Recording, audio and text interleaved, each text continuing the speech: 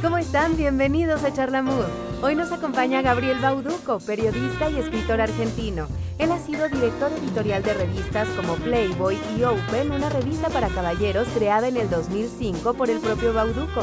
Gabriel tiene publicados 5 libros, entre ellos Eve, la otra mujer, una interesante entrevista sobre la vida de Eve de Bonafini, presidente de la Asociación de Derechos Humanos Madres de Plaza de Mayo. Gabriel Bauducco también ha destacado en televisión. Durante 7 años fue conductor del programa La Pura Verdad, donde entrevistó a personalidades de la talla de Elena Poniatowska, Javier Velasco, Lidia Cacho, entre otras. Hoy, Gabriel Bauducco en Charla Mood.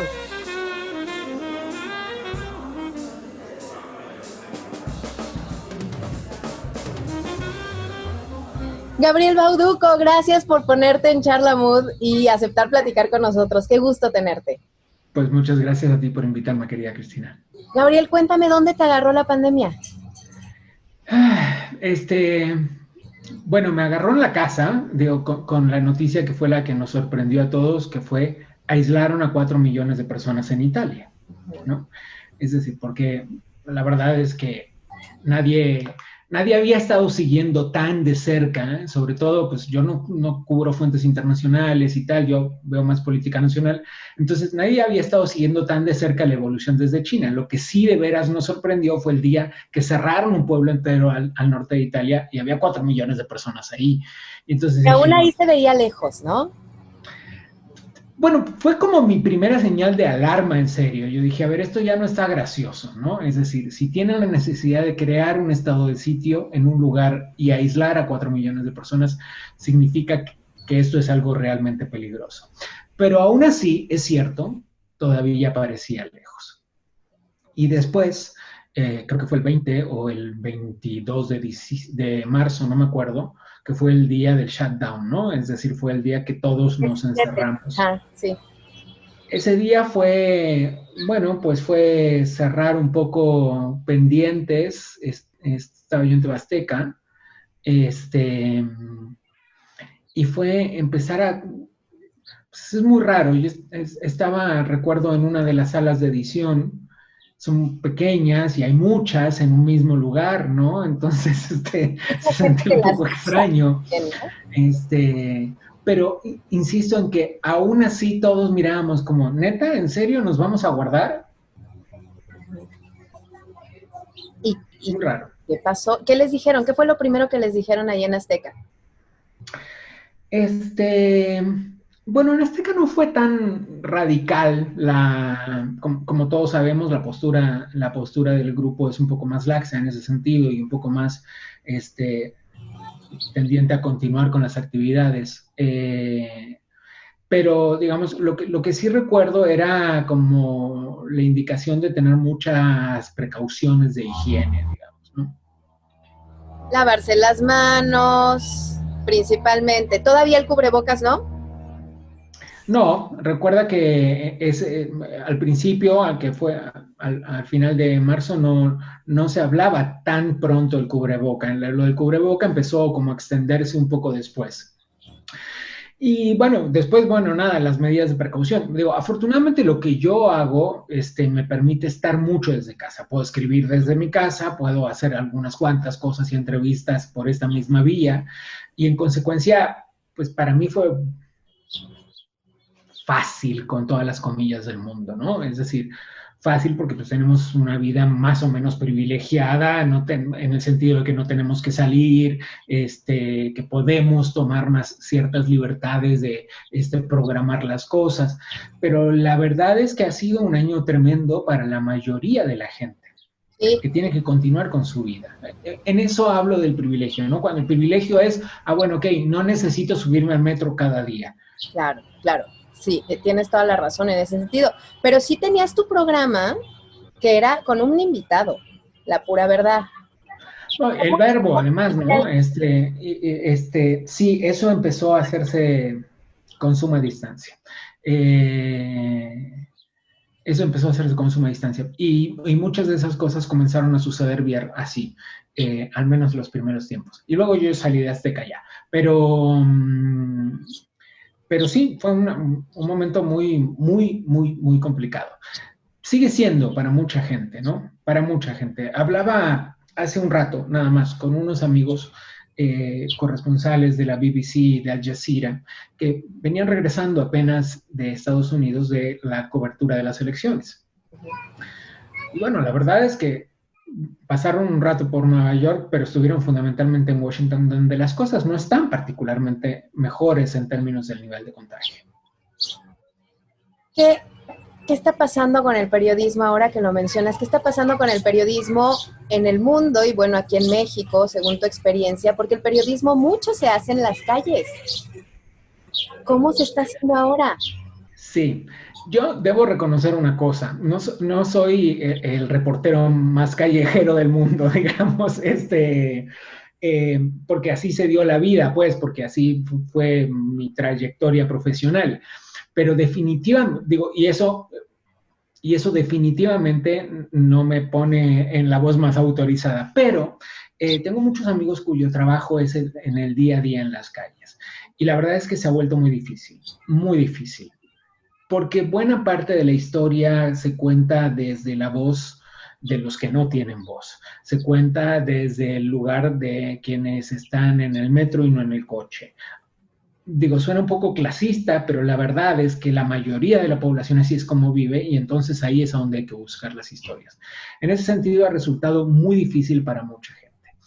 Después, en otros niveles, en el extremo opuesto, donde la información corre en conversaciones secretas, donde te sientas mano a mano y escondidas con tu fuente que te cuenta qué pasó en la reunión de gabinete, ahí también la cosa ha cambiado, porque nadie pone por escrito en el WhatsApp el chisme de lo que el presidente, por qué se enojó el presidente en la reunión de gabinete esta mañana.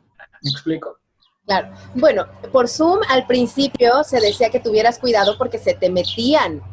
No sé si te acuerdas que en Zoom se metía a alguien y lo dijeron más que nada para las clases de los niños. Por Zoom tampoco te iban a contar gran cosa.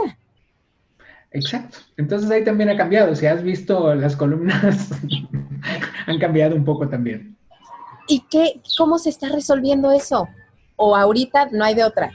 Bueno, ahorita no hay de otra, pero además la gente ha vuelto a verse. Y como consecuencia de esto, y déjame hacer un pequeño paréntesis, como consecuencia de esto es el resurgimiento y del nivel de contagio que estamos viviendo, ¿no? Es decir, todo se está volviendo un poco más laxo y en pos de pues que el impacto económico sea menor, muchas actividades volvieron. Y como consecuencia de eso, volvimos a niveles en los que te espantan con días entre 8 y 10 mil contagiados diarios. Entonces, creo que ahí tenemos que ser muy cuidadosos. Aunque, por otro lado, y paréntesis dentro del paréntesis, encuentras confinamientos estrictos, como muchos de los europeos o como el de Argentina, que pues, veías allí casos en los que hijos de padres separados debían tener una especie de salvoconducto por escrito para mostrar en los retenes y comprobar que estaban trasladándose porque tenían que cambiar los hijos el fin de semana. Surrealismo como ese, digamos, aún en los países donde el aislamiento fue tan fuerte, estamos viendo que de todas formas el nivel de contagio es enorme. Hoy Argentina es el 8º país del mundo. Bueno, en Argentina fueron marchas de personas que no creían en el coronavirus, ¿no? Bueno, marchas de personas que no creían en el coronavirus y esto es ideología aparte, ¿eh? Estamos hablando de números. Marchas de personas que no creían en el coronavirus, marchas feministas que se juntaron con el velorio de Maradona. Por supuesto. Dios mío, ¿en qué mundo vivimos? Sí, sí, sí. Gabriel, ¿cómo ves a este gobierno respecto al tema del coronavirus?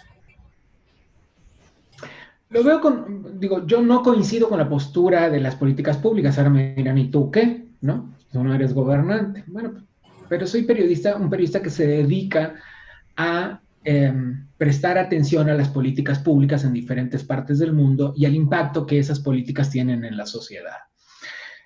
Y estaba leyendo justamente, mira, a ver, vamos a hacer una cosa, ya sabes que tengo aquí, no lo tengo.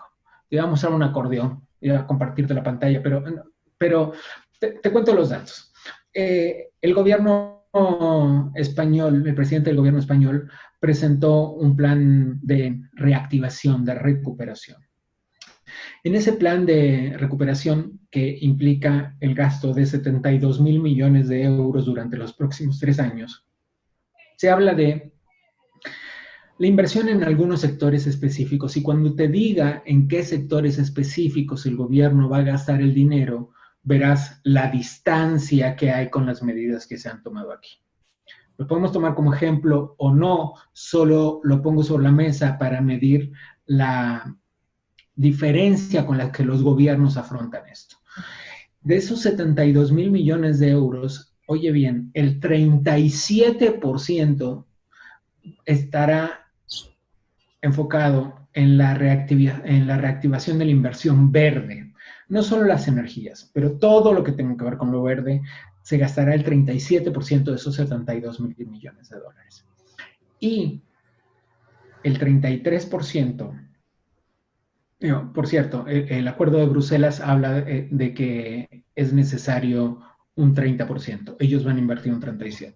Y el 33% lo van a invertir en la mutación digital. El acuerdo de Bruselas habla de un 20%. Ellos se van al 33%. Es decir, y en esa mutación digital está fundamentalmente entender las nuevas metodologías de trabajo y el entrenamiento para el trabajo remoto. Entonces, claro, ves eso y dices, ok, entrenamiento para trabajo remoto versus sigan en las calles, miles de millones de euros en inversión verde versus Dos Bocas. Eso es lo que yo veo. Ni siquiera es que podamos culpar al gobierno de muchas cosas que suceden en la pandemia. Eso no es verdad, eso es irresponsable y eso es tonto, digamos. Pero sí es cierto que las medidas que ha tomado el gobierno son disímiles, muy disímiles respecto de la mayoría y respecto de muchas recomendaciones.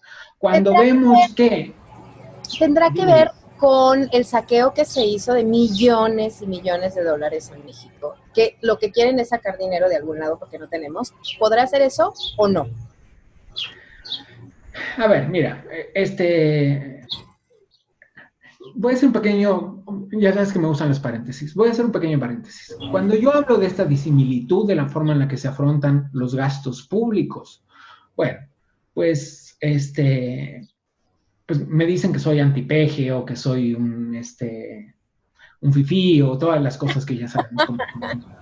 En realidad no se trata de eso, porque es justo decir que el grado de saqueo del PRI en el gobierno no tiene madre.